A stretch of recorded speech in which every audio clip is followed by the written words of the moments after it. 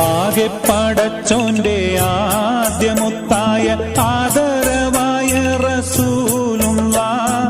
ആരാധനയ്ക്കർഹൻ ഏകനാണെന്ന് സന്ദേശം നൽകിയ നൂറുള്ള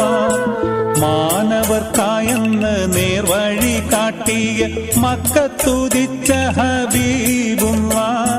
മംഗകൾക്കുത്തമിയാമിന ബീവി പെറ്റ മുഹമ്മദ് സല്ലല്ലാഹു